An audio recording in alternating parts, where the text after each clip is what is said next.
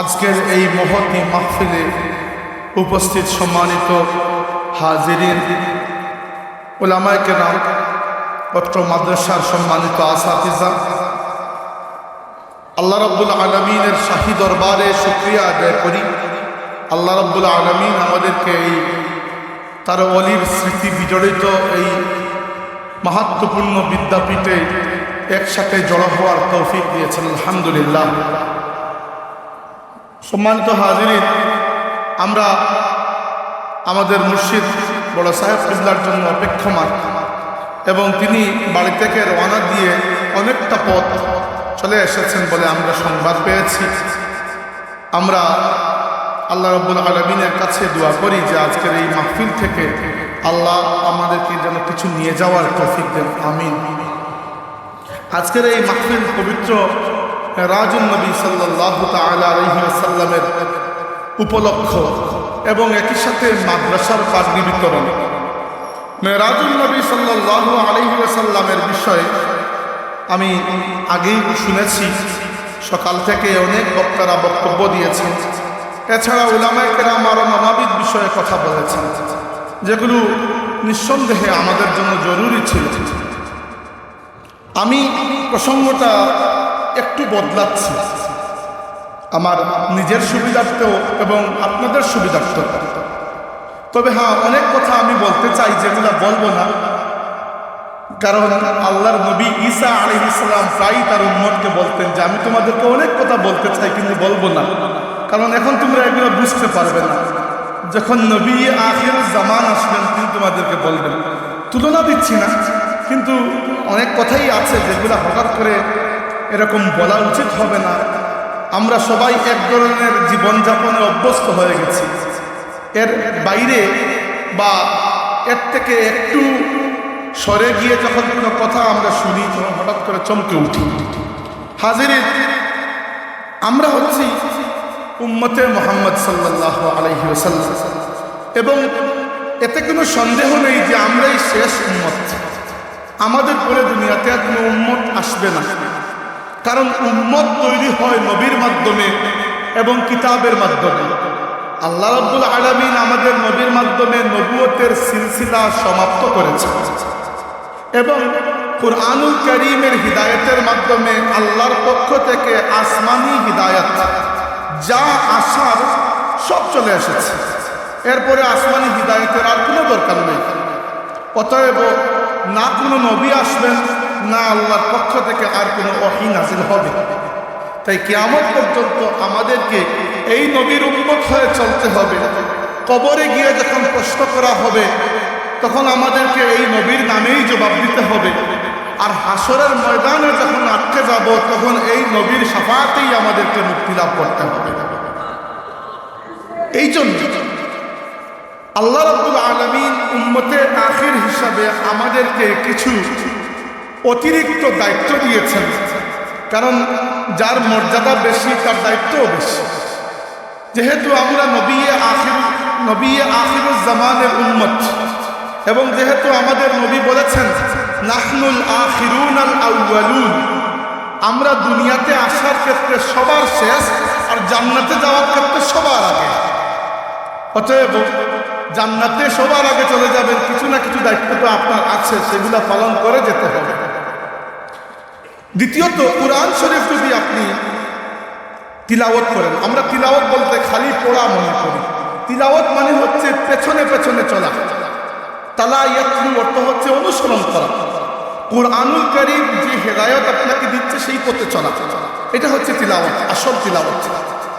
তো কুরআনের দিক থেকে আমরা বড় সৌভাগ্যবান, কারণ আমাদের সামনে আমাদের মুর্শিদ আল্লামা ফুলতলি সাহেব কিবলা রাহমাতুল্লাহি আলাইহির রেখে যাওয়া কুরআন শরীফের সুবিশাল খিদমতের কারণে খুব সহজভাবে আমরা বিশুদ্ধ কুরআন তিলাওয়াত শিক্ষা অর্জন করতে পেরেছি। কিন্তু এর পরবর্তী যে ধাপ সেটাতে আমরা যেন যেতেই পারছি না। এর পরবর্তী ধাপ আছে। ফুলতলি সাহেব তো আপনাকে বুনিয়াদটা পার করে দিয়েছেন, এবার আপনার দায়িত্ব হচ্ছে সামনের দিকে যাওয়া। কিন্তু কেন জানি সামনের দিকে আমরা যেতেই পারি না। দুটি কারণ বুনিয়াদীভাবে আমার মনে হয়। একটি হচ্ছে নিজের দুর্বলতা, আমাদের নিজেদের, দ্বিতীয়ত হচ্ছে দিনী পরিসরে আপনি বড় কোনো কাজ করবেন, দিনের ভেতরকার মুনাফিক যারা আছে এরা সবচেয়ে বড় বাধা হয়ে দাঁড়ায়।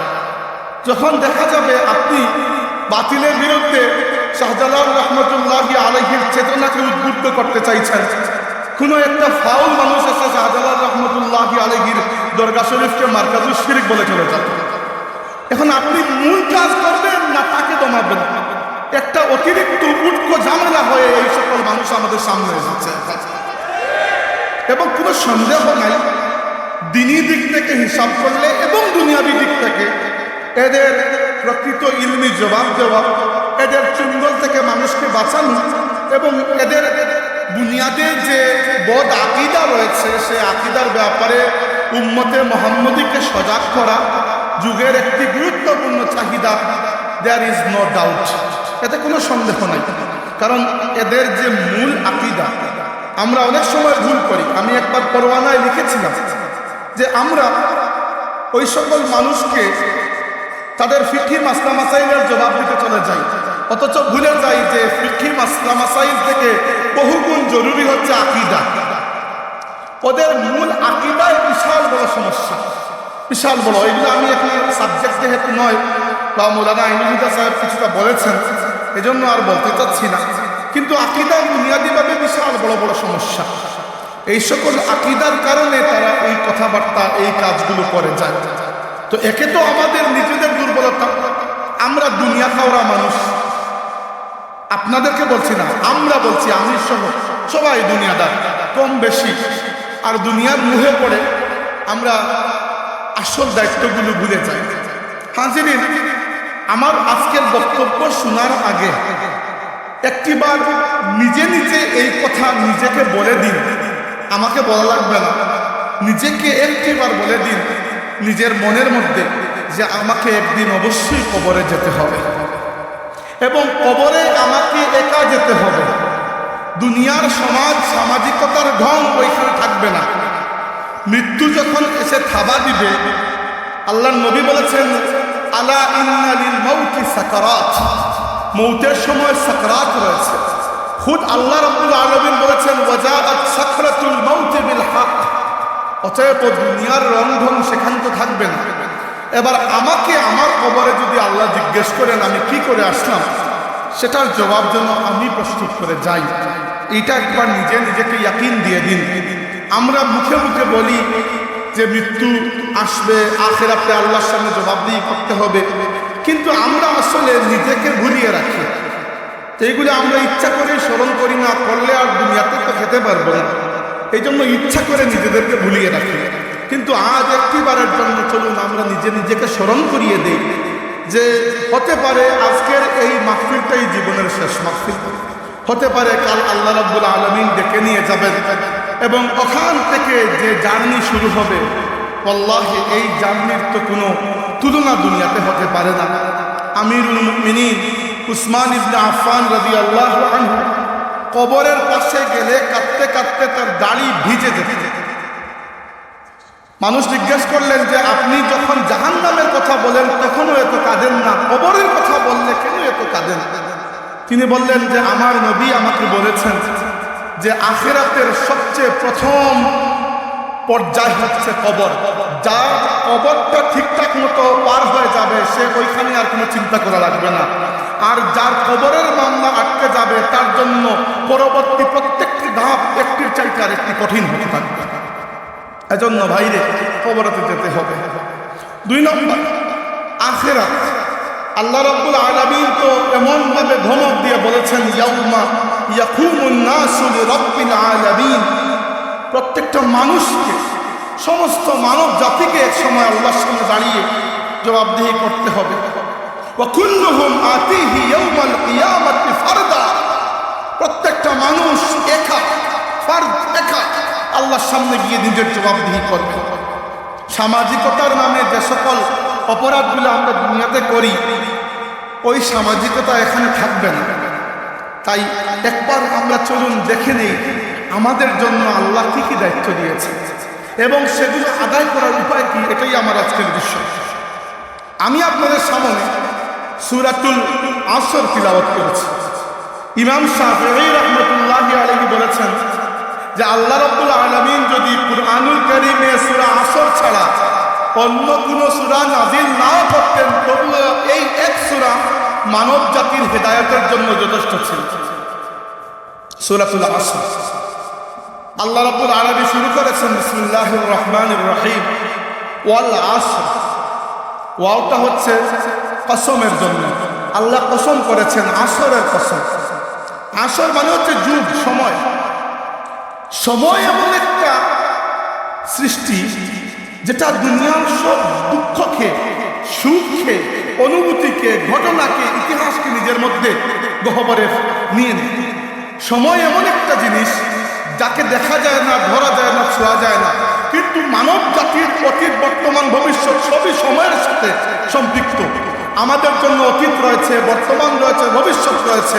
আল্লাহর জন্য এরকম কিছুই নাই। তাই আল্লাহ রাব্বুল আলামিন সৃষ্টির শুরু থেকে শেষ পর্যন্ত যে সময়টা তিনি বানিয়েছেন, পুরো সময়ের কসম করেছেন। আল্লাহ বলেছেন ওয়াল আসর, সময়ের কসম, যুগের কসম। ইন্নাল ইনসানা লাফি খুসরিন, নিশ্চয়ই মানব জাতি, পুরো মানব জাতি নানা রকমের ক্ষতির মধ্যে রয়েছে। নিশ্চয়ই মানব জাতি, কে বলছেন? আপনার রব বলেছেন নিশ্চয়ই মানব জাতি নানান রকম ক্ষতির মধ্যে রয়েছে। ইল্লাল্লাযীনা আমানু, কেবল তারা ব্যতীত যারা ঈমান এনেছে, ওয়া আমিলুস সালিহাত, নেক আমল করেছে, ওয়া তাওয়াসাউ বিল হক, একে অন্যকে হকের দাওয়াত দিয়েছে, ওয়া তাওয়াসাউ বিস সবর, এবং হকের দাওয়াত দিতে গিয়ে যখন বাতিলের পক্ষ থেকে বিরোধিতা এসেছে, তখন সবাই একে অন্যে মিলেমিশে তারা সবর করেছে আল্লাহর জন্য। এই চারটা গুণ যাদের মধ্যে রয়েছে, এরা ক্ষতিগ্রস্ত নয়। বাদবাকি আল্লাহ রাব্বুল ইজ্জত কসম করে বলেছেন তামাম মানুষ ক্ষতিগ্রস্ত। তাইলে এই চারটা জিনিস কি? এগুলো আমাদের আজকে আলোচনার বিষয়। ঈমান কি? নেক আমল আসলে কোনটা? আমাদের মাথার মধ্যে নেক আমলের যে চিন্তা আমরা বানিয়ে নিয়েছি সেটা নেক আমল, নাকি আল্লাহ তার কালামের মধ্যে, আল্লাহর হাবিব তার সুন্নতের মধ্যে আমাদেরকে নেক আমলের অন্য কোনো সিস্টেম দিয়েছেন? তৃতীয়ত, মানুষের কাছে হক পৌঁছানো, হকের দাওয়াত দেওয়া, কিভাবে সেটি করব? আর তৃতীয়ত হচ্ছে আমরা সবর কিভাবে করব। আসুন, প্রথমটা ঈমান। হাজিরিন, আমরা সবাই ঈমানদার, তাই না? ঈমানদার এই জন্য তো এখানে মাহফিলে বসেছি, না এটা তো বসতাম না। কিন্তু এইটা আসলে ঈমান নয়। আপনি যে এখানে বসেছেন বা এসার নামাজ পড়েছেন বা মুসলমান আপনার পরিচয় দিচ্ছেন, এটা আসলে ঈমান নয়, এটা হচ্ছে আকীদা। আপনার মাও মুসলমান ছিলেন, বাবাও মুসলমান, এই জন্য বংশ পরম্পরায় আপনার কাছে কয়েকটা আকীদা চলে এসেছে। আপনি জানেন আল্লাহ এক, আপনি জানেন মুহাম্মদ আল্লাহর রাসূল সাল্লাল্লাহু আলাইহি ওয়াসাল্লাম, আপনি জানেন আখিরাত হবে ইত্যাদি। এইগুলা কিছু আকীদা আপনার মনের মধ্যে বংশ পরম্পরায় ট্রান্সফার হয়েছে, এর চাইতে বেশি কিছু না। ঈমান হচ্ছে your personal conviction with your Lord, আপনার রবের সাথে আপনার একটা ব্যক্তিগত অঙ্গীকার যে আল্লাহ আমি তোমাকে মানি, আল্লাহ আমার জীবনে কোনো কিছুই আসবে না তোমার আদেশ ব্যতীত, আল্লাহ ভালো আসুক খারাপ আসুক সর্বাবস্থায় আমি তোমার বান্দা, আল্লাহ আমি তোমাকে আমার রব মেনে নিলাম, অতএব তোমার কথা মতো আমি চলবো, আর তোমার কথা ছাড়া অন্য কারো কথা আমি শুনবো। এই যে ব্যক্তিগত অঙ্গীকার, আল্লাহর নবী বলেছেন সাবআতুন ইউযিল্লুহুমুল্লাহু তাহতা যিল্লিহি ইয়াওমা লা যিল্লা ইল্লা যিল্লাহু, 7 ধরনের মানুষকে কিয়ামতের ময়দানে আল্লাহ তার আরশের নিচে ছায়া দান করবেন, যেদিন আল্লাহর ছায়া ছাড়া অন্য কোনো ছায়া থাকবে না। এর মধ্যে এক ধরনের মানুষ হচ্ছে রাজুলুন যাকারাল্লাহু ফিল খালাই, যাকারাল্লাহা ফিল খালাই ফাফাদাত আইনাহু, এমন মানুষ যে নীরবে নিভৃতে একা বসে আল্লাহর কথা স্মরণ করে আর তার চোখ দিয়ে টকটক করে পানি পড়ে। কখনো একটু নিজের আমলের দিকে তাকান তো, আমাকে বলার দরকার নাই, জীবনে কতবার এরকম হয়েছে যে আপনি একা একটি জায়গায় বসে আছেন, কেউ নাই, কাউকে দেখানোরও কিছু নাই, ফেসবুকের লাইভে নয়, আল্লাহর সামনে লাইভে আপনি আছেন, আর আল্লাহর কথা মনে হয়েছে, হুক আল্লাহর দয়ার কথা, হুক আল্লাহর আযাবের কথা, আল্লাহর কথা স্মরণ হয়েছে, আর চোখ দিয়ে পানি পড়েছে। কয়বার জীবনে হয়েছে এরকম? আমাদের নামাজগুলো তো বেশিরভাগই জাহান্নাম থেকে বাঁচার জন্য নামাজ, ফরজ আদায়ের নামাজ। ইমান এটি নয় যেটি আমরা বংশ পরম্পরায় আকীদা হিসাবে পেয়েছি। ইমান সেটি যেটি আপনার দিলের মধ্যে আগুন লাগে। ইমান যদি আল্লাহর উপর থাকে, তাইলে আপনি আল্লাহর হুকুমকে নিজে উল্লঙ্ঘন তো করবেন না, অন্য কেউ উল্লঙ্ঘন করবে আপনার সামনে, সেটির সুযোগ আপনি কখনো দেবেন না। কিভাবে? দেখুন, আল্লাহর রাসূলের একটি হাদিস রয়েছে। রাসূলুল্লাহ সাল্লাল্লাহু আলাইহি ওয়াসাল্লাম বলেছেন, আওহাল্লাহু ইলাল মালাক আনিকলিব মাদিনাতি কাযা ওয়া কাযা বিআহলিহা।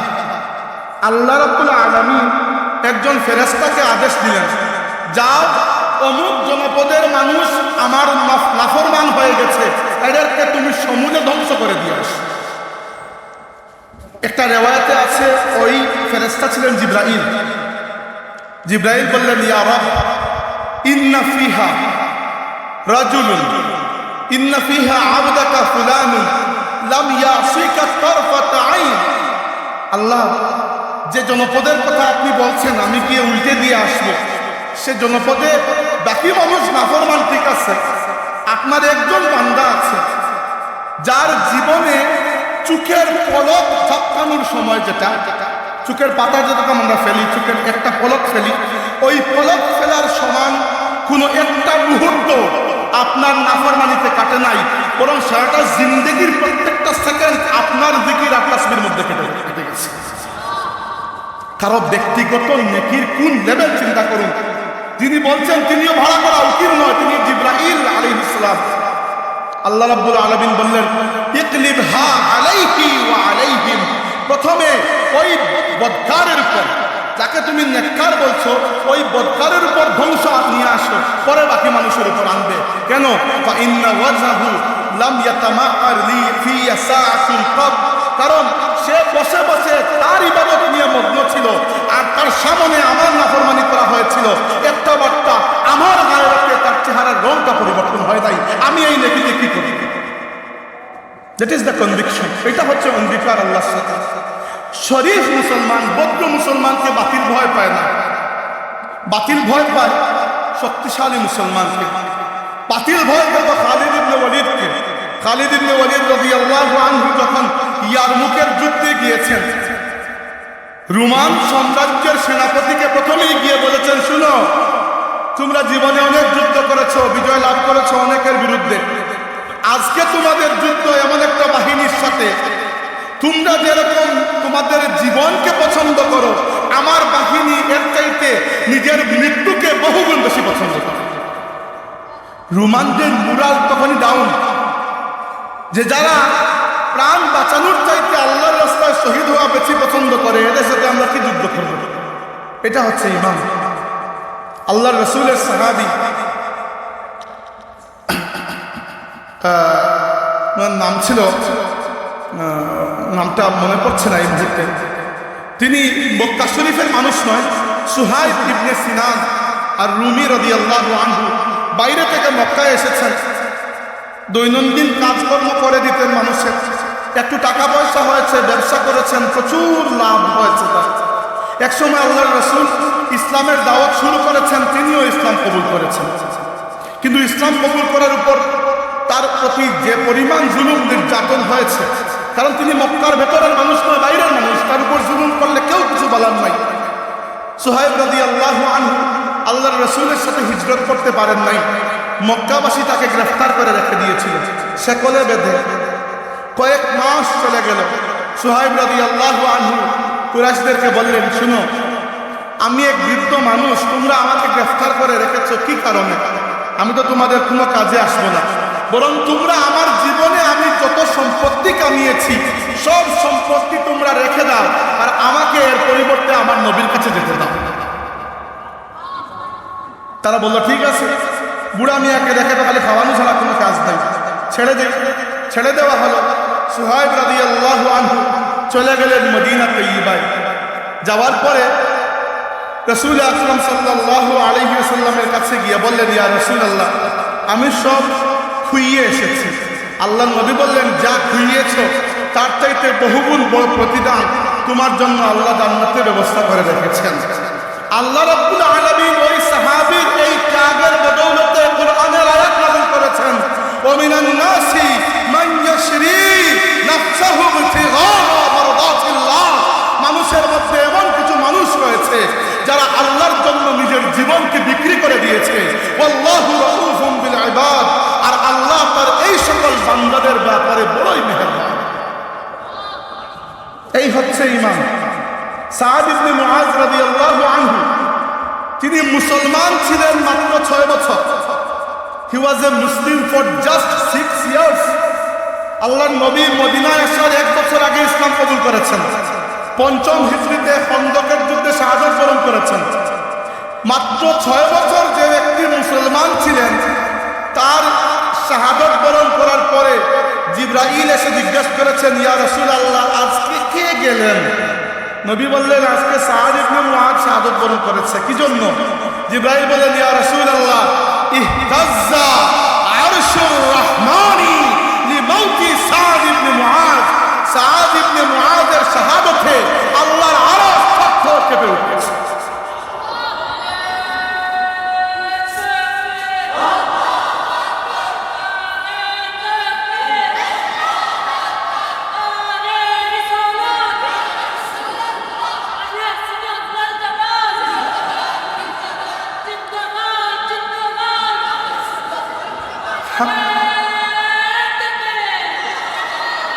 হাজরিন, কিতাবের সংজ্ঞা দিয়ে অনেক কথা বোঝাতে পারবো না, এই জন্য উদাহরণগুলো দিচ্ছি।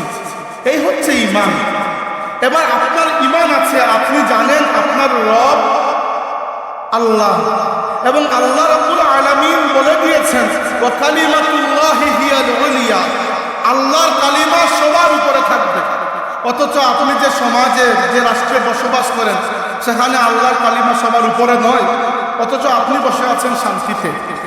এই যে অভাবটা, এই অভাব দেখেই আমি বলেছি যে আমাদের মধ্যে ঈমান নেই। আসলে ওইটা আকীদা। যদি ঈমান থাকতো তাহলে আপনি শান্তিতে বসে থাকতে পারতেন না। আপনি জানেন নামাজ আল্লাহর হুকুম, আপনি আদায় করেছেন, অথচ আপনি জানেন আল্লাহ রাব্বুল আলামিন সুদের উপর লানত করেছেন। আল্লাহ ধমক দিয়েছেন, ফাইল্লাম তাফআলু ফাযনু বিহারবিন মিনাল্লাহি ওয়া রাসূলিহি, যদি সুদ না ছাড়ো আল্লাহ এবং তার রাসূলের সাথে যুদ্ধ করার জন্য প্রস্তুত হয়ে যাও। অথচ সুদী ব্যাংকের সাথে আপনার বেদার্স লেনদেন চলে। আপনি সুদী ব্যাংক থেকে টাকা নিয়ে বাড়ি বানাচ্ছেন, আর একবার তাহাজ্জুদ ছুটে গেলে আপনার মন খারাপ হয়ে যায়। অথচ তাহাজ্জুদের চাইতে বহু বড় কাজ ছিল সুদী ব্যাংকের সাথে লেনদেন ছেড়ে দেওয়া। এমনকি আপনার উচিত ছিল উম্মতে মুহাম্মদ হিসাবে সুদকে এস্টাবলিশ হতে না দেওয়া, বরং ইসলামী অর্থনীতিকে কায়েম করা। অথচ আপনার সেই দিকে কোনো খেয়ালই নাই। আমি আমার কথাও বলছি, আমি আমাদের পরিচয়টা বুঝাচ্ছি। যার পরিচয় পরিষ্কার হয়ে গেছে, তার জন্য আল্লাহর পরিচয়টা পাওয়াও পরিষ্কার হয়ে গেছে। খন্দকের উহুদের যুদ্ধে এক মহিলা পেরেশান হয়ে ঘুরছেন উহুদের ময়দানে। কয়েকজন সাহাবা এসে বললেন, মা, আপনার জন্য বড় দুঃসংবাদ, আপনার স্বামী, আপনার ছেলে এবং আপনার ভাই 3 জনই শাহাদাত বরণ করেছেন। 3 জনই শাহাদাত বরণ করেছেন। ওই মহিলা সেটি আর দ্বিতীয়বার জিজ্ঞেসই করলেন না, ওদের দেহ দেখতে গেলেন না, জিজ্ঞেস করলেন, আমি শুনেছি আমার নবী নাকি শাহাদাত বরণ করেছেন, এটা কি সত্যি? তারা বললেন, না, এটা সত্যি নয়। আল্লাহর রাসূল সাল্লাল্লাহু আলাইহি ওয়াসাল্লামের আঘাত লেগেছে, দাঁত মুবারক ভেঙে গেছে, মাথা মুবারক ফেটেছে, কিন্তু শাহাদাত বরণ করেননি, এখনো দুনিয়াবি হায়াতে আছে। ওই মহিলা দৌড়ে চলে গেলেন আল্লাহর রাসূলের কাছে। গিয়ে যখন আল্লাহর নবীর চেহারা মুবারক দেখলেন, মুখ থেকে বেরিয়ে আসলো, কুল্লু মুসিবাতিন বা'দাকা যালাল, ইয়া রাসূলুল্লাহ, ইয়া রাসূলুল্লাহ, আপনি যে জিন্দা আছেন, আপনি যে আমাদের সামনে আছেন, এইটা দেখার পরে দুনিয়ার সব মুসিবত আমার কাছে তুচ্ছ মনে হচ্ছে। এইটা হচ্ছে ইশকে রাসূল। আমাদের ইশকে রাসূল শুধু কসিদার মধ্যেই শেষ। ইশকে রাসূলে আমরা ফজরের নামাজটাও পড়তে পারি না, এইরকম ইশকে রাসূল আমাদের না। একবার নিজেরটা দেখুন না। ওয়াজ তো অনেকেই করেছেন, আমি নাইলে ওয়াজ নাইবা করলাম। আমি নাইলে আপনার সাথে একটু গল্পই বা করলাম, একটু দেখুন না আমাদের নিজের দিকে। আমি নিজেই আমার নিজেকেই চিন্তা করি, মানুষকে কত কিছু বলে বেড়াই। হাজিরি, এইগুলো কিন্তু আল্লাহর সামনে গিয়ে জবাবদিহি করতে হবে। ঈমান হচ্ছে আপনার ব্যক্তিগত অঙ্গীকার আপনার রবের সাথে। আল্লাহর রাসূল ঈমানের যে একটা সংজ্ঞা দিয়েছেন আমাদেরকে, বলেছেন মান রাআ মিনকুম মুনকারান ফালইউগাইয়িরহু বিয়াদিহি। তোমাদের সামনে যদি তোমরা দেখো কোনো খারাপ কাজ হচ্ছে, শরীয়ত বিরোধী কিছু হচ্ছে, তাহলে তোমরা শক্তি দিয়ে সেটাকে আটকে দাও। ফাইল্লাম ইয়াস্তাতি ফাবিলিসানিহি, যদি না পারো তাইলে জবান দিয়ে প্রতিবাদ করো। ফাইল্লাম ইয়াস্তাতি ফাবিকলবিহি, আর না পারলে অন্তর দিয়ে ঘৃণা করো। ওয়াযালিকা আদআফুল ঈমান, আর এটি হচ্ছে ঈমানের দুর্বল শাখা। আমরা এমনিতে তো হুসাইনি মুসলমান, কারবালা আসতে হুসাইন রাদিয়াল্লাহু আনহুর নারায়ে তাকবীর আমাদের সামনে সব সময় লাগে। অথচ কেউ কি কখনো প্রশ্ন করেছেন যে হুসাইন রাদিয়াল্লাহু আনহু পুরো পরিবার সহ কি জন্য শাহাদাত বরণ করেছেন? হুসাইন রাদিয়াল্লাহু আনহু নাউযুবিল্লাহ বেবুস তো ছিলেন না। তিনি তো জানতেন খিলাফত তার হাতে আসবে না, ইয়াজিদ কখনো ছেড়ে দেবে না। তিনি খুব ভালো করে জানতেন বনু উমাইয়ার কি পরিমাণ ক্ষমতা লুবি। গিয়েছিলেন কি জন্য? হুসাইন রাদিয়াল্লাহু আনহু কি জন্য বেরিয়েছিলেন এই জন্য, হুসাইন জানতেন আমার নানাজান সারা জিন্দেগির পরিশ্রমের ফলে যে ইসলামকে আমাদের সামনে রেখে গেছেন, সেই ইসলাম কেবল একটি ধর্ম নয়, সেই ইসলাম একটি পরিপূর্ণ জীবন ব্যবস্থা। এর মধ্যে ব্যক্তিগত আকীদা, ইবাদত, বন্দেগী, রুসুমাত, উদযাপন, সাংস্কৃতিক রীতিনীতি যেরকম আছে, সামাজিক, আর্থিক, রাজনৈতিক, সামরিক সব ধরনের নিয়মকানুন ইসলামের মধ্যে রয়েছে। এই পরিপূর্ণতার নাম হচ্ছে দ্বীন। আল্লাহ বলেছেন উদখুলু ফিস সিলমি কাফা, তোমরা ইসলামে পরিপূর্ণভাবে প্রবেশ করো। ইয়াজিদ যেটা করছে সেটা হচ্ছে ইসলামের একটা অংশকে, রাজনৈতিক বিষয়টাকে সে তার নিজের অধীনে নিয়ে নিয়েছে। ইয়াজিদ যেভাবে শাসন চালাচ্ছে সেটা কোরআন সুন্নাহ অনুযায়ী নয়। হুসাইন রাদিয়াল্লাহু আনহুকে ইয়াজিদ একটিবারও বলে নাই যে হুসাইন নামাজ পড়া বাদ দাও, না। হুসাইন রাদিয়াল্লাহু আনহুকে ইয়াজিদ একটিবারও বলে নাই যে হুসাইন তোমাকে এই আনুষ্ঠানিক কাজ করতে হবে, না। সে কেন বলবে? ইয়াজিদ যেটা করেছে আল্লাহর রাসূলের রেখে দেওয়া পূর্ণাঙ্গ ইসলামের থেকে সে একটা টুকরো কেটে তার বাপের জাগির মনে করে নিজের কাছে রেখে দিয়েছে। হুসাইন রাদিয়াল্লাহু আনহু যখন দেখেছেন যে আমার নানাজান খণ্ড খণ্ড ইসলামের জন্য জিহাদ করেন নাই, পরিপূর্ণ জীবন ব্যবস্থার জন্য জিহাদ করেছেন, আর এই বদবক্তরা বনু উমাইয়ার পাষাণ্ডরা আমার নানাজানের এই খেদমতকে আজকে টুকরা টুকরা করতে চেয়েছে। হুসাইন রাদিয়াল্লাহু আনহু পরিবার সমেত গিয়ে উম্মতে মুহাম্মদীর পক্ষ থেকে ইসলামী আন্দোলন এবং বাতিলের প্রতিবাদের হক আদায় করে দিয়েছে। এই জন্য দেখবেন আজকে কিছু মানুষ হুসাইন রাদিয়াল্লাহু আনহুর বিরোধী। আমি একবার আমার সাথে আমি ছিলাম এবং আমার ভাইয়া মৌলানা আহমদ হাসান চৌধুরী সাহেব ছিলেন ঢাকায়। একবার একটা ভিডিও দেখছিলাম, ওইখানে সৌদি আরবের গ্র্যান্ড মুফতিকে একজন জিজ্ঞেস করেছিল যে ইয়াজিদের বিরুদ্ধে হুসাইন রাদিয়াল্লাহু আনহু যে কাফেলা নিয়ে বেরিয়েছিলেন, এটিকে আমরা কিভাবে বিচার করব? তো সৌদি গ্র্যান্ড মুফতি বলেছেন হুসাইন বিদ্রোহী ছিলেন, তাকে হত্যা করা দরকার ছিল, এই জন্য হত্যা করা হয়েছে। কি জন্য? এখন একটু আবার মিলিয়ে দেখেন, আপনার দেশেও কিন্তু এরকম কিছু মানুষ আছে যারা মুহররম আসলেই এই মিম্বরের উপরে উঠে হুসাইন রাদিয়াল্লাহু আনহুর বিরোধিতা, সরাসরি নয়, সরাসরি তো আপনারা করতে দেবেন না, ইনিয়ে বিনিয়ে, আর ইয়াজিদের খিলাফতের প্রশংসা শুরু করে দেব। কি জন্য? ওই মূল আকীদা কোন জায়গা থেকে আসছে ওটা চিন্তা করুন। ওই মূল আকীদাটা কোন জায়গা থেকে? ইল্লাল্লাযীনা আমানু, যারা ঈমান এনেছে, অর্থাৎ যাদের মধ্যে ঈমানটা একটা বার্নিং ফেইথ, একটা জ্বলন্ত অগ্নির মতো জ্বলছে যে আমার রবের কালিমা বুলন্দ হবে না আর আমি এই দুনিয়াতে বেঁচে থাকবো, এটা হতে পারে না।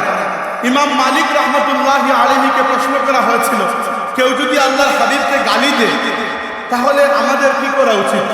ইমাম মালিক বলেছেন, উম্মত বেঁচে থাকতে যদি কেউ নবীকে গালি দেয় তাহলে পুরো উম্মতের মরে যাওয়া উচিত।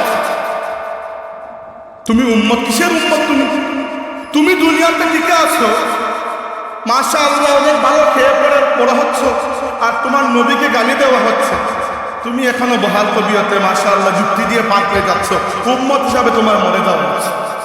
আসুন ও আমিলুস সালেহাত, নেক আমল করা। একটা নেক আমল হচ্ছে আমাদের ব্যক্তিগত জীবনে যে আমরা নেক আমল করি। আল্লাহ রাব্বুল আলামিন আমাদের জন্য নামাজ, রোজা, হজ, যাকাত ফরজ করেছেন। ফরজের পরেও নফল ইবাদত রয়েছে, এগুলোর মধ্যে ক্যাটাগরি রয়েছে, এইটা আমাদের সবার জানা। কিন্তু আফসোসের বিষয় হচ্ছে আমাদের দীর্ঘদিনের ইতিহাসে মুসলিম বিশ্বের উপর কোথাও ইংরেজরা, কোথাও ফ্রান্স, কোথাও জার্মানি, কোথাও স্পেন, কোথাও নেদারল্যান্ড, ইউরোপিয়ান সাম্রাজ্যবাদী শাসন দীর্ঘদিন আমাদেরকে শোষণ করেছে। এই দীর্ঘ কয়েকশো বছরের শোষণের ফলে আমাদের মগজ থেকে ইসলামী পরিপূর্ণ জীবন ব্যবস্থার চিন্তাটা এমনভাবে সরে গেছে। আজ যদি আমি আপনাকে বলি যে নেকি কেবল এটি নয় যে আপনি ব্যক্তিগত জীবনে নফল নামাজের আম্বার জমিয়ে যাবেন, আপনি আমাকে খারাপ পাবেন, অথচ নামাজ আপনার উপর যতটুকু যেভাবে ফরজ, সেভাবে আল্লাহর দ্বীনকে আল্লাহর জমিনে কায়েম করার জন্য সদা সর্বদা চেষ্টায় লিপ্ত থাকা আপনার উপরে কিভাবে ফরজ, অথচ কেউ এটা জানে না, কেউ এটা ওয়াজও করে না। কারণ দীর্ঘদিন যাবৎ ইংরেজদের এবং অন্যান্য পশ্চিমা শক্তির গুলামি করে আমাদের মগজটা গুলামিওয়ালা মগজ হয়ে গেছে। আমরা এখন চিন্তা করি যে ব্যক্তিগত জীবনে নেকি দিয়েই সম্ভবত সব কিছু হয়ে যাবে। হাজিরিন, এরকম নয়। আল্লাহর রসুলের সুন্নত বলতে এমনকি আমরা সুন্নতটাকেও কেটে ফেলেছি। আমরা কি শুনলাম? আমাদের দেশে সুন্নত কি? সুন্নত হচ্ছে নামাজের পরে সুন্নত নামাজ, সর্বোচ্চ দাড়ি টুপি, আর একটু বেশি হলে চুকে সুরমা, গায়ে আতর, আর খাওয়ার সময় একটু মিষ্টি, এইটা আমাদের সুন্নত। অথচ আল্লাহর নবীর সবচেয়ে বড় সুন্নত হচ্ছে রাসূল আকরাম সাল্লাল্লাহু আলাইহি ওয়াসাল্লামের জিন্দেগিতে আল্লাহর আদেশ পাওয়ার পর থেকে, ইকরা বিসমি রাব্বিকাল্লাযী খালাক নাজিল হওয়ার পর থেকে ইহ জগৎ থেকে বিদায় নেওয়ার আগ পর্যন্ত একটা মুহূর্ত সময় আল্লাহর নবী ইসলামী দাওয়াত এবং জিহাদ ব্যতীত পার করেন নাই। আল্লাহর নবীর সবচেয়ে বড় সুন্নত হচ্ছে আল্লাহর দ্বীনকে কায়েম করার চেষ্টা করা। এবং সুবহানাল্লাহ, আমার নবী কি পরিমাণ সফল, আমার নবী কি পরিমাণ সফল, আমার নবী কি পরিমাণ সফল। দুনিয়ার ইতিহাসে সাফল্যের যত সংজ্ঞা আপনি দেন না কেন, আমি আপনাকে দেখিয়ে দিতে পারবো। বাকি সবার সাফল্যকে এক পাল্লায় তোলা হয়, আর আমার নবীর সাফল্যকে যদি এক পাল্লায় তোলা হয়, আমার নবীর সাফল্য বাকি সমস্ত সাফল্যকে নিচে ফেলে দেবে ইনশাআল্লাহ। দুনিয়ার বুকে যত বড় বড় পরিবর্তন এসেছে, মুহাম্মদুর রাসূলুল্লাহ দুনিয়াকে যেভাবে পরিবর্তন করেছেন এভাবে আর কেউ করতে পারে না। বলি আমি আপনাকে, একটু শুনুন আপনার নবী কি করেছেন সারা জীবন। রাসূল আকরাম সাল্লাল্লাহু আলাইহি ওয়াসাল্লাম যখন আরবের জমিনে এসেছেন, এসে একটা ধারালো তলোয়ার হাতে নিয়েছেন। এই তরবারির নাম হচ্ছে কালিমা শাহাদাত। এই তরবারি দিয়ে রাসূল আকরাম সাল্লাল্লাহু আলাইহি ওয়াসাল্লাম কুফরির কালিমাকে কেটে পরিষ্কার করেছেন। আরবের জমিন নয়, দুনিয়ার ইতিহাসের নদীকে আল্লাহর নবী পরিবর্তন করে দিয়েছেন। এবার দেখুন অন্যান্য পরিবর্তনের সাথে আমার নবীরটা কিরকম পার্থক্য। দুনিয়াতে যত বড় বড় পরিবর্তন এসেছে, সব জায়গায় দেখা যায় যে পরিবর্তনের ডাক দিয়েছেন একজন, মানুষকে বুঝিয়েছেন আরেকজন, মাঠে কাজ করেছেন আরেকজন, মার খেয়েছেন আরেকজন, আন্দোলন করেছেন আরেকজন, পরে ক্ষমতা পেয়েছেন আরেকজন, সাফল্য পেয়েছেন আরেকজন। কয়েক সিঁড়ি চলে গেছে একটা আন্দোলন সফল হতে। অথচ আমার নবীর জীবনের দিকে তাকালে আর অন্যান্য আন্দোলন যেগুলো বললাম, ধরেন উদাহরণ দেখিয়ে দিই। এক সময় এই পৃথিবীতে ছিল রাজতন্ত্র, রাজা বাদশারা শাসন করত। পরবর্তীতে মানুষ একটু সচেতন হলো, চিন্তা করলো রাজার কথা কেন মানব, আমি নিজেই তো আমার নিজের রাজা। চলে আসলো দুনিয়াতে গণতন্ত্র, এটা আমাদের দেশেও বর্তমানে চলছে, ডেমোক্রেসি, গণতন্ত্র। গণতন্ত্র সম্পর্কে মানুষকে যারা আইডিয়া দিয়েছেন, এর মধ্যে একজন হচ্ছেন জন লক, আরেকজনের নাম ছিল রুশো, আরেকজনের নাম ভলতেয়ার। এইরকম বড় বড় পণ্ডিত যারা গণতন্ত্রের আইডিয়া দিয়েছেন, অথচ এরা জিন্দেগিতে কোনোদিন মাঠে নেমে একটা কাজ করে দেখাতে পারেন। আসেন সমাজতন্ত্র, বাংলাদেশে অনেক বাম রাজনৈতিক দল আছে, তাই না? আমি ঢাকা বিশ্ববিদ্যালয়ে পড়ার সময় এদেরকে দেখতাম। বাম দলগুলোর বিশাল সম্মেলন, মানুষ 15 জন আর সাংবাদিক 25 জন। তো এই বিশাল যে বাম আন্দোলন, যেটা এই আন্দোলনের মূল ফিলোসফি যিনি দিয়েছেন তিনি হচ্ছেন কার্ল মার্কস। এই ব্যক্তিটার জিন্দগিতে কিছুই করতে পারে নাই, খালি ওই আইডিয়া দিয়ে বিদায় নিয়েছে। এবার গণতন্ত্রের আইডিয়া যারা দিয়েছেন তারা তো কিছু করতে পারেন নাই। অনেক পরে ফ্রান্সের মানুষ তাদের রাজাকে পিটিয়ে রাজতন্ত্র থেকে নামিয়ে অনেক হত্যাকাণ্ডের পরে, হাঙ্গামার পরে ফ্রান্সে গণতন্ত্র প্রতিষ্ঠা হয়েছে। এরপরে দুনিয়ার সব জায়গায়, কিন্তু যারা আইডিয়া দিয়েছেন এরা মাঠে উপস্থিত নাই। আসেন, কার্ল মার্কস কমিউনিজমের আকীদা যিনি দিয়েছেন, সমাজতন্ত্র, তার জিন্দেগিতে কোনো জায়গায় তিনি এটি বাস্তবায়ন করে দেখাতে পারেন নাই। অথচ আমার নবী একা একজন হিসাবে আরবের সাফা পাহাড়ে দাঁড়িয়ে বলেছিলেন লা ইলাহা ইল্লাল্লাহু মুহাম্মাদুর রাসূলুল্লাহ। আর তিনি দুনিয়া থেকে বিদায় নেওয়ার আগ পর্যন্ত এমনভাবে ইসলামকে আরবের জমিনে প্রতিষ্ঠা করেছেন, খুদ রব্বুল আলামিন সাক্ষী দিচ্ছেন, ওয়াকুল জাআল হাক্কু ওয়া যাহাকাল বাতিল ইন্নাল বাতিলা কানা যাহুকা। সত্য সমাগত হয়েছে, মিথ্যা বিদূরিত হয়েছে। আল্লাহর নবী চূড়ান্ত সাফল্য লাভ করেছেন। আল্লাহর রাসূল শুধু তত্ত্ব দিয়ে বিদায় নেন নাই, নিজে পরিশ্রম করে, নিজের ঘাম জড়িয়ে, নিজের রক্ত মুবারক ঝরিয়ে, নিজের বংশ পরিক্রমায় কুরবানির পরে কুরবানি দিয়ে আল্লাহর নবী নিজের জীবদ্দশায় ইসলামকে দুনিয়াতে বিজয়ী শক্তি হিসাবে আল্লাহর কালিমার পতাকাকে আল্লাহর নবী বুলন্দ করে রেখে গেছেন।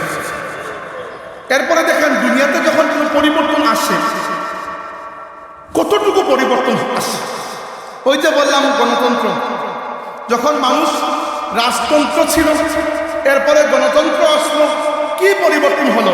আগে রাজা একজন, এখন মানুষ ভোট দিয়ে বানায়। খালি রাজনীতি পরিবর্তন হয়েছে, বাকি সব যেরকম ছিল সেরকম রয়ে গেছে। সমাজতন্ত্র, সমাজতন্ত্র মূলত পরিবর্তন করেছে অর্থ ব্যবস্থাকে, বাকি সব যেভাবে ছিল সেভাবে রয়ে গেছে। যারা খ্রিস্টান ছিল খ্রিস্টান, যারা নাস্তিক ছিল নাস্তিক, যে আকীদা সেটাই। অথচ আমার নবী সাল্লাল্লাহু আলাইহি ওয়াসাল্লাম যখন আরবের জমিনে এসেছিলেন, তখন আরবের মানুষরা 360টা মূর্তির পূজা করত। আমার নবী এসে সবাইকে এক আল্লাহকে সিজদা করিয়েছে। 360-এর জায়গায় এক। আরবের মানুষের ইবাদত ছিল ওমা কানা সালাতুহুম ইনদাল বাইতি ইল্লা বুকাআন ওয়া তাসদিয়া। এরা কাবা শরীফের পাশে ঘুরত, শীষ দিত আর হাত তালি বাজাত, এই ছিল ইবাদত। আল্লাহর রাসূল পাক পাকিজার সাথে এদেরকে নামাজ পড়া শিখিয়েছেন। এরপর প্রত্যেকটি জায়গায়, এমনকি যারা কাপড় পরত টাকনুর নিচে, রাসূলুল্লাহ কাপড়কেও ছাড়েন নাই, কাপড়টাকেও টাকনুর উপরে তুলে দিয়েছেন। এমনকি সর্বশেষ যেটা বললাম, একটা বললেই স্পষ্ট, দুনিয়ার সব মানুষের কাছে সবচেয়ে প্রিয় হচ্ছে নিজের জীবন। আর আল্লাহর রাসূলের তরবিয়ত যারা লাভ করেছে, রাসূলুল্লাহর ইশক মহব্বত যাদের অন্তরে প্রবেশ করেছে, এদের জন্য জীবন থেকে 1000 গুণ প্রিয় হচ্ছে আল্লাহর রাস্তায় শাহাদত দেওয়া। দেখেন, মানুষের জন্য আল্লাহর নবী রাসূলুল্লাহ সাল্লাল্লাহু আলাইহি ওয়াসাল্লাম, এক কথায় বলি, অন্য সব পরিবর্তনে একটা দুইটা বিষয় পরিবর্তন হয়েছে। আর আমার নবী এসে যখন দুনিয়াকে পরিবর্তন করেছেন, আরবের মধ্যে একটা বিষয় বাকি থাকে নাই যেখানে মুহাম্মদুর রাসূলুল্লাহর রং লাগে নাই সাল্লাল্লাহু আলাইহি ওয়াসাল্লাম। হাজিরিন, এই পরিবর্তন আল্লাহর নবী যেটা করেছেন আরবের জমিন পর্যন্ত, রাসূলুল্লাহ সাল্লাল্লাহু আলাইহি ওয়াসাল্লামের পরে সাহাবায়ে কেরাম দুনিয়াব্যাপী সেটি ছড়িয়ে দিয়েছেন। প্রায় অর্ধ পৃথিবী আল্লাহর দ্বীনের ছায়াতলে চলে এসেছে। কিন্তু রাসূল আকরাম সাল্লাল্লাহু আলাইহি ওয়াসাল্লাম কেবল তো অর্ধ পৃথিবীর জন্য নবী হিসাবে আসেন নাই। আল্লাহ বলেছেন, ওমা আরসালনাকা ইল্লা কাফাতাল লিন-নাসি বাশীরান ওয়া নাযীরা। আমি আপনাকে পুরো মানব জাতির জন্য বাশীর এবং নাযীর রাসূল বানিয়ে পাঠিয়েছি। আর আল্লাহর রাসূলের দায়িত্ব আল্লাহ বলে দিয়েছেন, হুয়াল্লাযী আরসালা রাসূলাহু বিল হুদা ওয়া দীনিল হাক্কি লিইয়ুযহিরাহু আলাদ দীনি কুল্লিহি। আল্লাহ তার রাসূলকে পাঠিয়েছেন, সাথে দিয়েছেন কুরআন, হিদায়াত এবং ইসলাম, দ্বীন হক, যেন রাসূল ইসলামকে বাকি তাম দ্বীনের উপর বিজয় করেন। অতএব যদি রাসূল ছাড়া মানব জাতির জন্য রাসূল হয়ে আসেন, আর যদি তার দায়িত্ব হয় ইসলামকে বিজয় করা, তাহলে এই কথা আপনি বিশ্বাস করে নিন, যতক্ষণ পর্যন্ত পুরা দুনিয়া জুড়ে আল্লাহর দ্বীন বিজয় না হয়েছে, মুহাম্মদুর রাসূলুল্লাহর মিশন সমাপ্ত হবে না। আর আল্লাহ আমার নবীর এত শান, এত শান, এত শান যে আল্লাহ তার নবীর মিশনকে সমাপ্ত না করে কিয়ামত হতে দেবেন না। তাই কিয়ামতের আগে সারা দুনিয়ায় আল্লাহর দ্বীন কায়েম হবে ইনশাআল্লাহ। আল্লাহর দ্বীন আমাদের মুখাপেক্ষী নয়, আমরা কিছু করি অথবা না করি, আল্লাহ তার দ্বীনকে পরিপূর্ণ করবেন। আজকে দুনিয়াব্যাপী সবাই একজুট হয়ে গেছে মুসলমানদের বিরুদ্ধে। দেখেন না, রাশিয়া ইউক্রেনে হামলা করেছে, সারা দুনিয়ার মিডিয়ার মধ্যে এরকম হাঙ্গামা যেন জিন্দগিতে এরকম হামলা কেউ দেখে নাই। অথচ ফিলিস্তিনে ইসরায়েলিরা প্রত্যেক বছর এর চাইতে বহুগুণ বেশি বর্বরতার একটা উদাহরণ দেখায়। তখন বিশ্ব মিডিয়ার কোনো বিবেক জাগে না। আমেরিকার মদতপুষ্ট সৌদি ওয়াহাবি সরকার ইয়েমেনের মুসলমানদের উপর বিনা গণনায়, বিনা বাধায়, বিনা শর্তে বম্বিং করে ইয়েমেনের মুসলমানরা মারা যায়, অথচ বিশ্ব মিডিয়া লড়ে না। আজকে পৃথিবীতে কোনো একটা জায়গায় আপনি কোনো একটা কাজ দুনিয়ার কোনো ধর্মের মানুষের বিরুদ্ধে কথা বলে দেখান, সারা দুনিয়া আপনাকে জঙ্গিবাদের ট্যাগ দিয়ে বসিয়ে রাখে। অথচ ভারতের বুকে কন্টিনিউয়াসলি মুসলমানদেরকে যে পরিমাণ জুলুম নির্যাতনের শিকার হতে হচ্ছে, আমরা বাংলার মুসলমানরা এখানে বসে এগুলা কল্পনা করতে পারি না। অথচ সম্মানিত হাজিরিন, দুনিয়ার মিডিয়াগুলো লড়ে না। কি জন্য? ইউশিকুল উমামু আন তাদা আলাইকুম কামা তাদা আল আকালাতু ইলা কাসাকিহা। আমি বহুবার এই বক্তব্যগুলো দিয়েছি, আপনারা শুনে শুনে বিরক্ত আমার উপর, তবুও বলবো এগুলা যদি এইগুলাতে কোনো একটা জায়গায় নাড়া দেয় আমাদের জীবনে, হয়তো আমার অথবা আপনার একটি বাতি জ্বালতে পারে হাজার বাতির প্রাণ। কোনো একজন ফুলতলি সাহেবুল্লাহ যদি আবার বেরিয়ে আসেন, কোনো একজন সৈয়দ আহমদ বেরলভী যদি আবার বেরিয়ে আসেন, একটা বার যদি আবার কেউ শাহজালালের তলোয়ার হাতে মাঠে নামতে পারেন, একটা বার যদি কেউ সুলতান সালাহুদ্দিন আইয়ুবের মতো ফিলিস্তিনের যুদ্ধে যেতে পারেন, একটি বার যদি আল্লাহর দ্বীনের রাস্তায় আমরা আবার সেভাবে নিজের প্রাণকে কুরবান করতে পারি যেভাবে আল্লাহর রাসূলের সাহাবীরা করেছেন, দুনিয়া আখিরাত সবই সার্থক হয়ে যাবে। এই জন্য আমি বারবার এইগুলো বলি, এই ইনজেকশনটা দেওয়ার চেষ্টা করি বারবার। অনেক জায়গায় অনেকে শুনতে শুনতে তো বিরক্ত, তবুও বলছি একটিবার বিষয়টাকে বুঝুন। আমাদের কাছে নেকি বলতে আমরা আল্লাহকে মসজিদের মধ্যে নিয়ে বন্দী করে রেখে দেই যে প্রত্যেক দিন 5 বার আসবো, তোমাকে সেজদা 5টা দিয়ে যাবো, আর বাকি আমার দুনিয়া আমার ইচ্ছা। ইসলাম আপনাকে অন্তত এই সুযোগ দেয় নাই। এই সুযোগ দিয়েছে খ্রিস্টান ধর্ম। যা ইচ্ছা করো বাবা, খালি রবিবারে একবার 4টা আসলেই হয়ে যাবে। হিন্দু ধর্ম তো আরো সহজ, যা ইচ্ছা করেন, আর মরার আগে একবার গিয়ে গঙ্গা নদীতে ডুব দিলে গঙ্গা মা সব পাপ খেয়ে ফেলবেন। আমাদের এরকম কোনো নদীই নেই যেখানে গিয়ে পাপ খাইয়ে আসবে। নিজের পাপ নিজেকে মোচন করতে হবে। আল্লাহ রাব্বুল আলামিনকে আপনি মসজিদের মধ্যে রেখে দিয়ে মনে করছেন বিরাট বড় নেককার হয়ে গেছেন। কোথায় আপনার আল্লাহর দ্বীনের জন্য আপনার খিদমত কোন জায়গায়?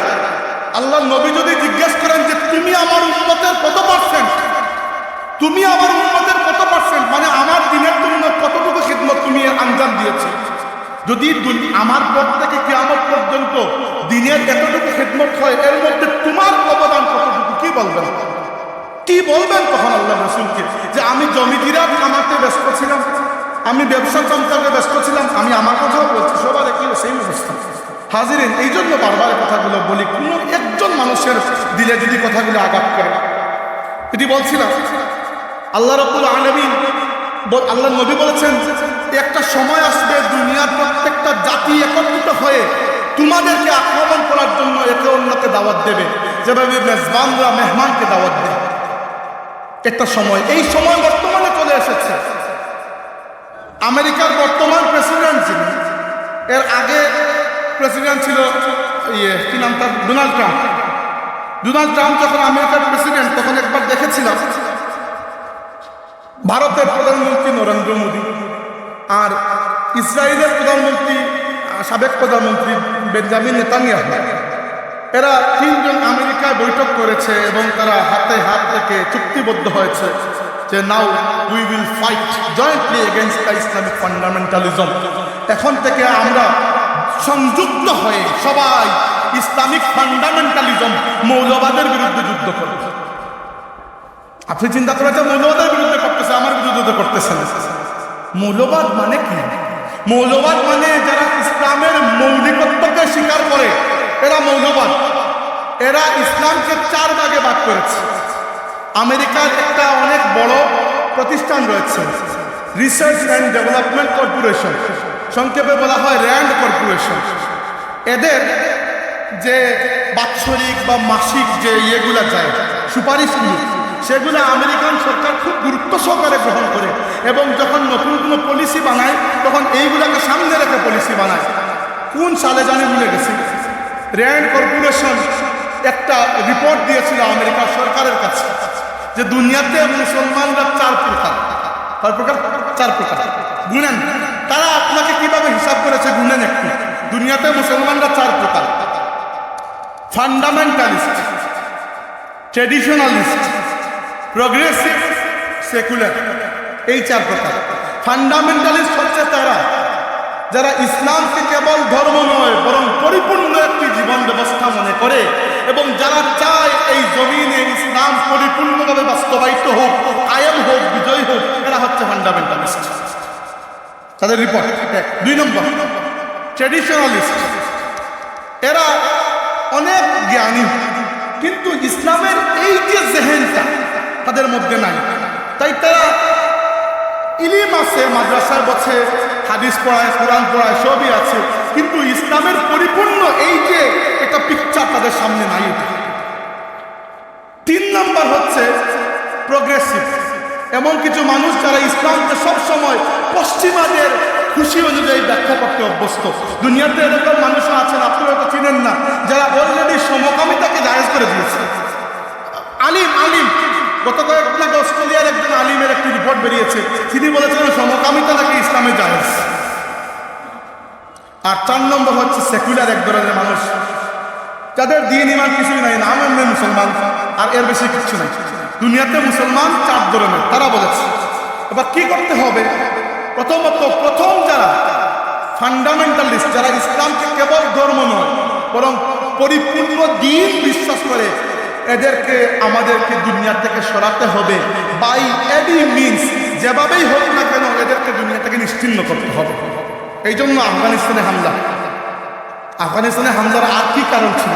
এই জন্যই, কারণ আফগানিস্তানে যখন তালেবানরা তৎকালীন সময় ইসলামী হুকুমত কায়েম করেছিল, যেটা বছরের পর বছর ধরে সম্ভব হয় নাই, কারণ আফগানিস্তানে গাঁজার চাষ হয়। সেই গাঁজা ইরান আর পাকিস্তানের মাধ্যমে দুনিয়া ছড়িয়ে পড়ে। আফগানিস্তানে কোনো সরকার গাঁজার ব্যবসা বন্ধ করতে পারে নাই, তালেবান এসে একদিনে বন্ধ করে দিচ্ছে। যখন আমেরিকা এটা দেখেছে, এটা আজকাল সময় নয়, 90-এর দশকে, তখন চিন্তা করেছে যে এরকম হলে তো ইসলামী খেলাফত কায়েম হয়ে যাবে। যদি হয়ে যায় তাহলে তো আমাদের শয়তানি ইমারত তাসের ঘরের মতো বসে পড়বে। তাই তাদের প্রথম এই পরিকল্পনা যে যারা ফান্ডামেন্টালিস্ট, যারা ইসলামকে ধর্ম নয় দিন বিশ্বাস করে, you have to nip them in their bud. তুমি তাদেরকে অঙ্কুরেই ধ্বংস করতে হবে, by hook or by crook, যে কোনো ভাবে। 2 নম্বর যারা ট্রেডিশনালিস্ট, যারা আলিম, কেউ খতিব, কেউ ওয়াইজ, কেউ বড় আলিম, কেউ মুহাদ্দিস, সবই ঠিক আছে, এদেরকে ওই ফান্ডামেন্টালিস্টের সাথে মিশতে দেওয়া যাবে না। কারণ কি? কারণ হচ্ছে এরা এমনিতে ইসলামকে দুনিয়াতে প্রতিষ্ঠা করার এরকম স্বপ্ন বা এগুলো এদের মধ্যে নাই, কিন্তু যদি ফান্ডামেন্টালিস্টের ছোঁয়া এরা পেয়ে যায় তাহলে এদের মধ্যেও সেই আগুন ছড়িয়ে পড়বে, কারণ এদের মধ্যে ইলিম রয়েছে। তাই এদেরকেও তোমরা ডাউন করো, কিন্তু ওদের মতো নয়, প্রথম দলের মতো নয়, এদেরকে একটু কম করলে হবে। 3 নম্বর যারা ইসলামকে আমাদের চাহিদা অনুযায়ী ব্যাখ্যা করে, প্রগ্রেসিভ, তাদেরকে বেশি বেশি করে মিডিয়ায় সুযোগ দাও, তাদের হাতে মিডিয়া দিয়ে দাও। তারা আমাদের মানুষ, কারণ তাদেরকে তো কেউ মসজিদে খতিব বানাবে না, আপনিও তাদের পিছনে নামাজ পড়বেন না, অতএব তাদেরকে মিডিয়াতে সুযোগ দাও। আর 4 নম্বর যারা সেকুলার, নাম তো হচ্ছে মুসলমান, এটার পেছনে খামোখা সময় নষ্ট করে লাভ নাই, এরা থাকলেই আর কি আর না থাকলেই। এবার আপনি চিন্তা করুন যে আমেরিকার র্যান্ড কর্পোরেশন আপনাকে 4 ভাগে ভাগ করেছে। মুসলিম উম্মতকে, আর আমরাও এই ভাগে তালে তালে নাচছি। বুঝতে পেরেছেন? আমাদের উপর পশ্চিমাদের গুলামি সরাসরি খতম হলেও আসলে পরিপূর্ণভাবে খতম হয় নাই, আমরা এখনও এই গুলামির নিচেই আছি। এই জন্য যেটা বলছিলাম সম্মানিত হাজির, যে ইসলামকে এই দুনিয়াতে কায়েম করার স্বপ্ন দেখাটা সাহাবা কেরামের সুন্নত। আল্লাহর নবীর সাহাবীরা এই স্বপ্ন দেখেছেন। আল্লাহ ওয়াদা দিয়েছেন, ওয়াদাল্লাহুল্লাযীনা আমানু মিনকুম ওয়া আমিলুস সালিহাতি লায়াস্তাখলিফান্নাহুম ফিল আরদি কামা ইসতাখলাফাল্লাযীনা মিন ক্বাবলিহিম। আল্লাহ রাব্বুল আলামিন ওয়াদা দিয়েছেন, যারা ঈমান আনে এবং নেক আমল করে। ঈমান এবং নেক আমল বলতে আমাদের ঈমান এবং নেক আমল নয়, আমি যে ঈমান এবং নেক আমলের কথা বলেছি পরিপূর্ণ ঈমান, আল্লাহর সাথে ব্যক্তিগত অঙ্গীকার যে আল্লাহ তুমি আমার রব এবং এই রবই আমার সব। 2 নম্বর নেক আমল বলতে পুরো জিন্দেগিকে আল্লাহর বন্দেগীর অধীনে নিয়ে যাওয়া। একদিনে সম্ভব নয়, কিন্তু চেষ্টা করা। যারা এই 2টা হক আদায় করে আল্লাহ ওয়াদা দিচ্ছেন তাদেরকে এই জমিনে খিলাফত দান করবেন, যেভাবে তাদের আগে তাদের পূর্ববর্তীদেরকে দান করেছেন। ওয়ালা ইউমাক্কিনান্না লাহুম দীনাহুমুল্লাযী তাবা লাহুম। আর যে জীবন ব্যবস্থাকে আল্লাহ তাদের জন্য পছন্দ করেছেন সেটাকে তিনি জমিনে প্রতিষ্ঠা করে দেবেন। ওয়ালা ইউবাদদিলান্নাহুম মিন বা'দি খাউফিহিম আমনা। আর হে মুসলমানরা, যদি একবার আমার হুকুমত আল্লাহর খিলাফত দুনিয়াতে প্রতিষ্ঠা হয়ে যায়, তোমাদের আর ভয় থাকবে না। তোমাদের ভয়কে আল্লাহ রাব্বুল আলামিন আমানত, শান্তি, নিরাপত্তায় পরিবর্তন করে দেবেন। সম্মানিত হাজিরিন, এত পাক্কা ওয়াদা রাব্বুল আলামিন। মামুন মারুফ, এত পাক্কা ওয়াদা আল্লাহ রাব্বুল আলামিন। সেই পাক্কা ওয়াদার পরেও আমরা যদি প্রচেষ্টার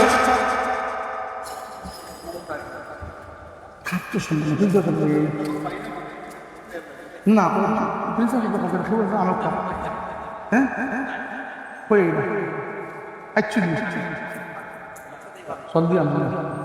হাজিরিন, এত পাক্কা ওয়াদার পরেও যদি আমরা এই চেষ্টাটা না করি তাহলে কিয়ামতের দিন আল্লাহর কাছে অপরাধী হয়ে যাবে।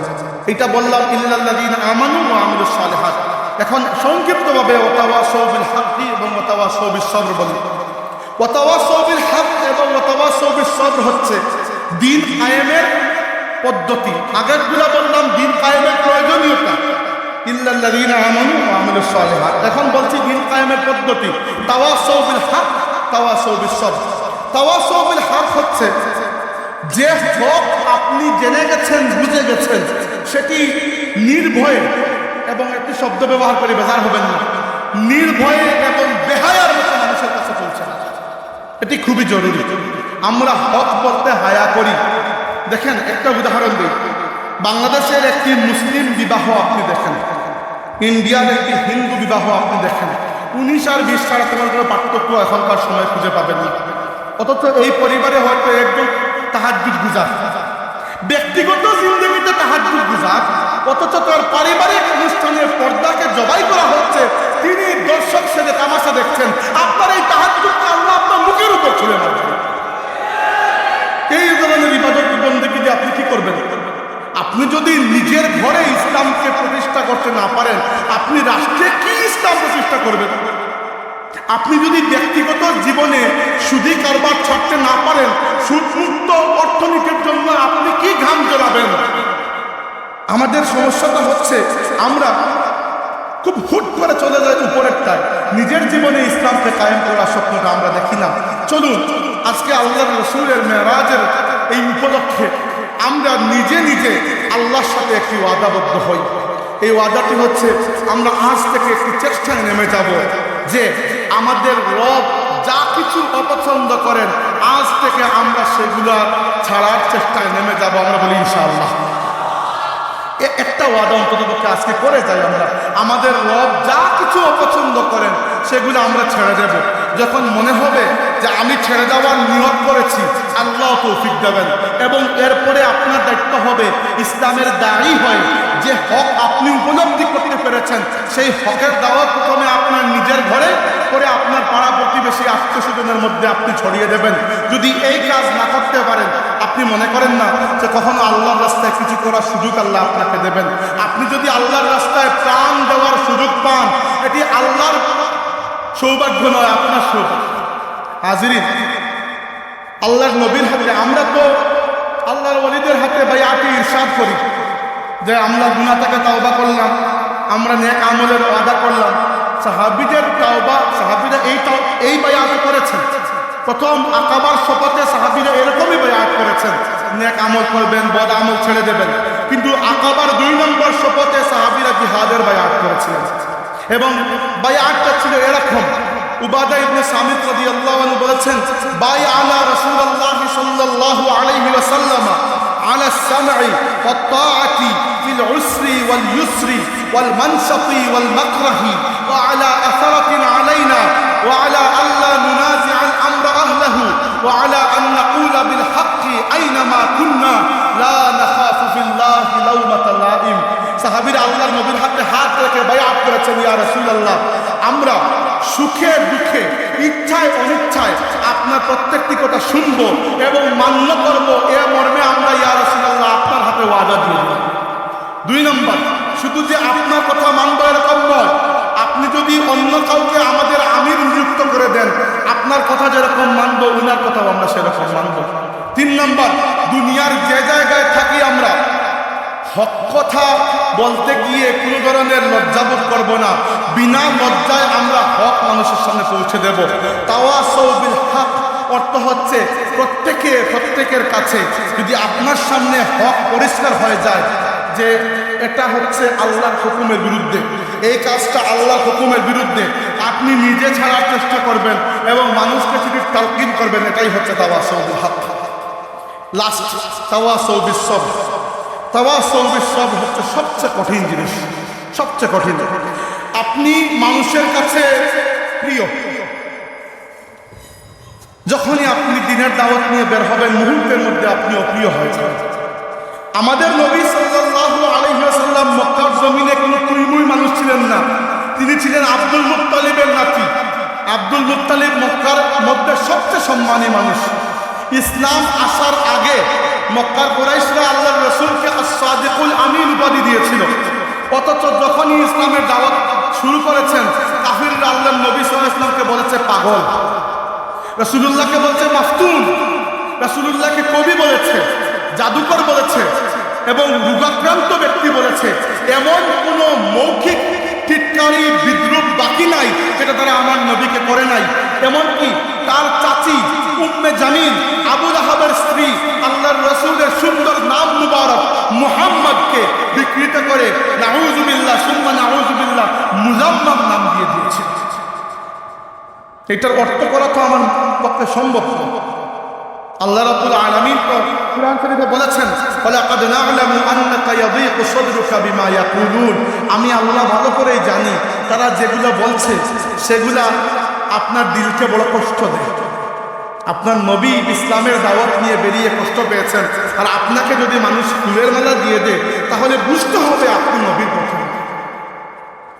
যদি আপনি আল্লাহর দ্বীনের জন্য জেল না থাকেন, যদি আপনি আল্লাহর দ্বীনের জন্য রক্ত না দেন, যেভাবে আমাদের পূর্ববর্তীরা দিয়েছেন, ফুলদুলি সাহেব জেলও কেটেছেন, রক্তও দিয়েছেন।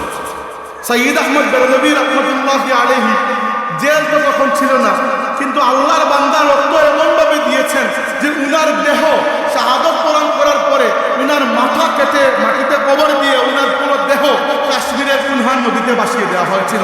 আজ পর্যন্ত আমরা জানি না সৈয়দ আহমদ বেরলভী রাহমাতুল্লাহি আলাইহির দেহ মুবারককে আল্লাহ কোন জায়গায় কবুল করেছেন, কিন্তু এটা জানি যতদিন পর্যন্ত ভারতীয় উপমহাদেশে মুসলমানদের অস্তিত্ব থাকবে, ততদিন পর্যন্ত সৈয়দ আহমদ বেরলভী এবং তার জিহাদের তরিকায় মুহাম্মদিয়া বলবৎ থাকবে, বিজয়ী থাকবে ইনশাআল্লাহ।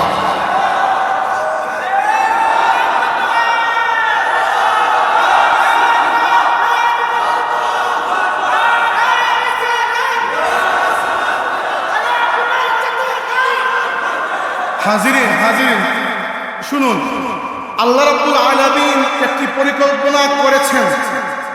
দেখেন, আল্লাহর রাসূলের একটি হাদিস রয়েছে, এটা বলেই শেষ করব। কেউ একজনকে দয়া করে নিয়ে আসেন। আল্লাহর রাসূল সাল্লাল্লাহু আলাইহি ওয়াসাল্লাম বলেছেন, ইন্নাল্লাহা ইয়াবআসু ফি হাযিহিল উম্মতি আলা রাসি কুল্লি মিআতি মান ইউজাদ্দিদু লাহা দীনাহা, আল্লাহ প্রত্যেক 100 বছর পরে পরে, 1 শতাব্দী পরে পরে এই উম্মতের মধ্যে এমন কিছু মুজাদ্দিদ পাঠান যারা উম্মতের মধ্যে যেগুলো কুসংস্কার ছিল সেগুলোকে পরিষ্কার করে দিনকে আবার কোরআন সুন্নতের উপর ফিরিয়ে নিয়ে যান।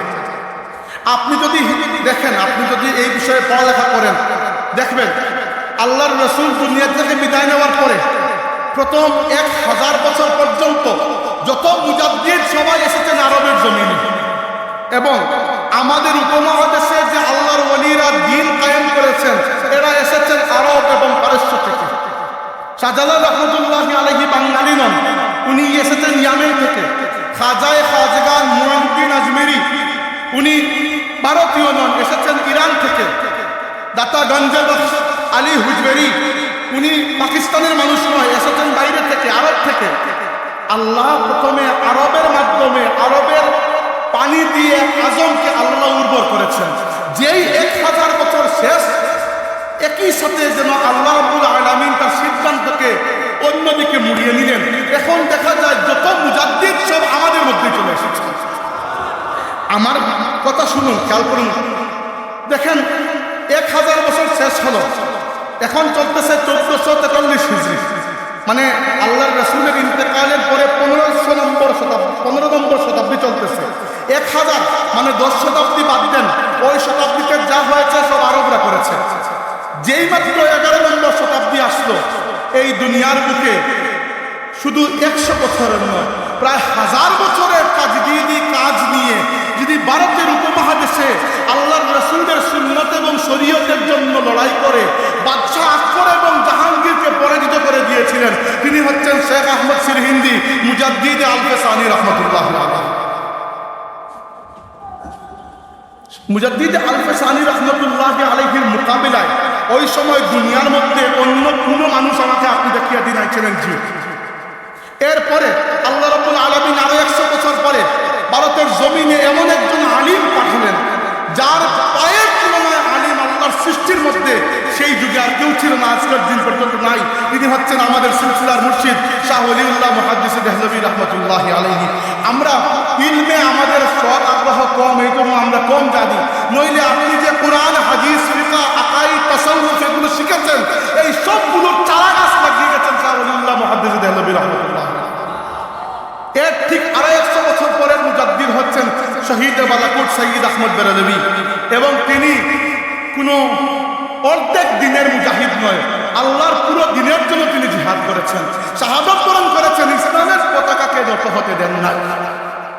এরপরে দেখেন আল্লাহ রাব্বুল আলামিন এই জমিনকে কিভাবে কবুল করেছেন। রাসূলুল্লাহ বলেছেন, যখন ইমাম মাহদী আলাইহিস সালাম কিয়ামতের আগে আসবেন, মাহদী আসবেন মদিনায়, হবেন তিনি মাদানী, আরবি, হাশিমি, কুরাইশি, হবেন আল্লাহর নবীর বংশের, কিন্তু আরবের মানুষের মধ্যে এতটুকু ঈমান থাকবে না যে তারা ইমাম মাহদীকে সাহায্য করবে। আল্লাহ নবী বলেছেন, ইয়াখরুজু মিন খুরাসান রায়াত উসুদ, ইয়াখরুজু নাসুম মিনাল মাশরিকি ইউতিরুনা লিল মাহদী ইয়ানি সুলতানাহু। খুরাসান থেকে, আল্লাহর নবীর সময় খুরাসান ছিল বর্তমান আফগানিস্তান, পাকিস্তানের মালাকান অঞ্চল এবং উপরে উজবেকিস্তানের এই পুরো মাওয়ারাউন নাহার এলাকা পুরোটা খুরাসান ছিল। এটা আমি কনফার্ম করেছি ইরান এমবেসির ওয়েবসাইট থেকে, তাদের এখানে খুরাসানের পূর্ব সময়ের ম্যাপ দেওয়া আছে। আল্লাহর নবী বলেছেন, ওই এলাকা কিছুটা দক্ষিণ এশিয়া, কিছুটা মধ্য এশিয়া থেকে আমার উম্মতের ফৌজ আসবে, এরা এসে ইমাম মাহদী আলাইহিস সালামের খেলাফতকে জমিনে প্রতিষ্ঠা করবে। তাইলে দেখেন, প্রথমে আল্লাহ আরব থেকে আল্লাহর ওলিদেরকে নিয়ে এসে ভারতের জমিনকে উর্বর করেছেন, পরে মুজাদ্দিদদেরকে ভারতের জমিনে পাঠিয়েছেন। ভারত বলতে পুরো উপমহাদেশ, এশিয়া, দক্ষিণ এশিয়া এবং মধ্য এশিয়া। পরবর্তীতে আল্লাহর নবী নিজে বলেছেন যে ইমাম মাহদীর বাহিনী যাবে এইখান থেকে, এই অঞ্চল দক্ষিণ এশিয়া এবং মধ্য এশিয়া থেকে। এবং প্রফেসর ইউসুফ সালিম চিশতি, উনি অনেক বড় একজন ফিলোসফার ছিলেন, তিনি লিখেছেন যে আল্লাহ রাব্বুল আলামিন প্রথমে ইসলামের নেতৃত্ব দিয়েছেন আরবদের হাতে। যতদিন পর্যন্ত আরবরা আল্লাহর দ্বীনকে নেতৃত্ব দিতে পেরেছে, তাদের হাতে ছিল ইসলামের পতাকা, এরপরে সরে গেছে। এরপরে আল্লাহ দিয়েছেন তুর্কিদের হাতে, অটোমান তুর্কিদের হাতে। যতক্ষণ পর্যন্ত তারা পেরেছে আল্লাহ রেখেছেন, যখন পারে নাই আল্লাহ সরিয়ে নিয়েছেন। এরপরে আসে আমাদের বাড়ি, এরপরে ইনশাআল্লাহ আল্লাহ ইসলামের খিলাফত ইসলামের বিজয়ী পতাকা কিয়ামতের আগে এই উপমহাদেশ দক্ষিণ এশিয়া এবং মধ্য এশিয়ার মানুষের হাতে দেবেন ইনশাআল্লাহ, এবং এদের মাধ্যমে দুনিয়াতে আল্লাহর দ্বীনের বিজয়ী পতাকা পথ করে উঠবে ইনশাআল্লাহ। হাজিরিন, চলুন আমরা আজকে ওয়াদা করি, আজ থেকে চেষ্টা শুরু। না, একদিনে আমরা পারবো না, আমরা সবাই যাবে, আজ থেকে চেষ্টা শুরু। আমার রব যা কিছু অপছন্দ করেন আমি ছেড়ে দেবো ইনশাআল্লাহ। 2 নম্বর, আমরা ইসলামের আজকের যে ফিলোসফি শিখলাম যে ইসলাম একটি ধর্ম নয়, পরিপূর্ণ জীবন ব্যবস্থা, এই ইনজেকশনটা প্রত্যেকের মাথায় আমরা দিয়ে দেবো ইনশাআল্লাহ, যেন মানুষের মধ্যে এই চিন্তাটা আম হয়ে যায় যে আল্লাহর দ্বীন পরিপূর্ণ জীবন ব্যবস্থা। এটি যখন বিজয়ী থাকবে তখন দ্বীন থাকবে, বিজয়ী না থাকলে কোনো দাম নাই। আর 3 নম্বর হচ্ছে আমরা নিজেকে ইমানে আমলে এরকম প্রস্তুত করি এবং আশা রাখি যে আল্লাহর দ্বীনের জন্য যখন আল্লাহ ডাক দেন এবং সুযোগ দেন, আমরা যেন প্রস্তুত থাকি যে আল্লাহর দ্বীনের জন্য নিজেকে আমরা ব্যয় করতে পারি। যদি ব্যয় করতে পারি আমাদের দুনিয়াও সার্থক হবে, আখেরাতেও গিয়ে আমরা আল্লাহর রাসূলের সামনে মুখ ফর্সা করে দাঁড়াবো। আল্লাহর নবী আমাদেরকে দেখে মুস্কি হাসবেন, শাফাআত তো করবেন, নিজের হাতে কাউসারের পেয়ালা পান করিয়ে দেবেন ইনশাআল্লাহ। আল্লাহ রাব্বুল আলামিন কবুল করুন। ওয়া আখিরু দাওয়ানা আনিল হামদুলিল্লাহি রাব্বিল আলামিন।